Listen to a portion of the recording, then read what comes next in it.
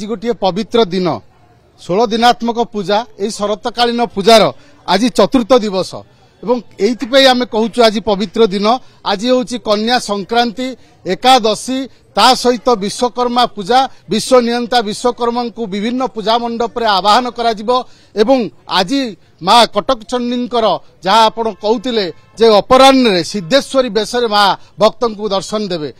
जनगहलीपूर्ण कटक चंडी मंदिर अधागड़ा मंदिर निर्माण भितर माँ समस्त को दर्शन देउचंती। से भव्य दृश्य से मनोरम दृश्य माँ को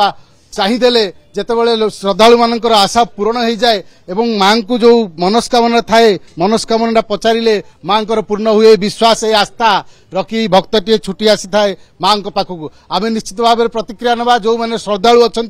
से प्रतिक्रिया नवा। आज यही पवित्र दिन में से आसी माँ को दर्शन करुँच आपण आसी माँ को दर्शन करुँच। आज केते महत्व दिन कारण आज चारिटी पर्व गोटे दिन में पड़ुची बहुत खुशी लगुच बहुत भी आनंद लगुच माँ को दर्शन कर माँ जगत जननी माँ दुर्गा दुर्गतिनाशिनी माँ तांकरी करुणा रुए एमिति तो माँ सब पूजा पाती किंतु यही 16 दिनात्मक पूजा यही 1600 उपचार पूजा यही समय माँ विभिन्न समय विभिन्न दिन बेश हुए से मनोरम बेश देखा श्रद्धालु मैंने बहुत आग्रह लगे देखा माँ बेश आग्रह रही उत्साह रही उद्दीपना रही भक्तों जो श्रद्धा रही से श्रद्धा को पाथेय करी श्रद्धालु आसंती माँ पीठ को देखु किभली भाव में वर्तमान लोकारण्य संपूर्ण भाव में माँ कटक चंडी पीठ आपण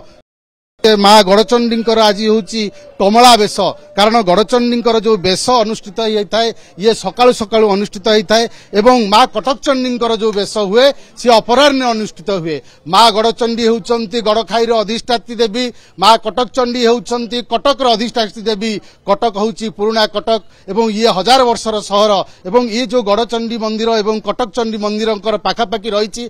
गड़खाईर भितर गड़चंडी मंदिर रही कटक चंडी मंदिर अर्ध निर्माण रही भितर माँ पूजा पाउछंती। विशेषकर यही 16 दिनात्मक पूजा 1600 उपचार पूजा शरतकालीन पूजा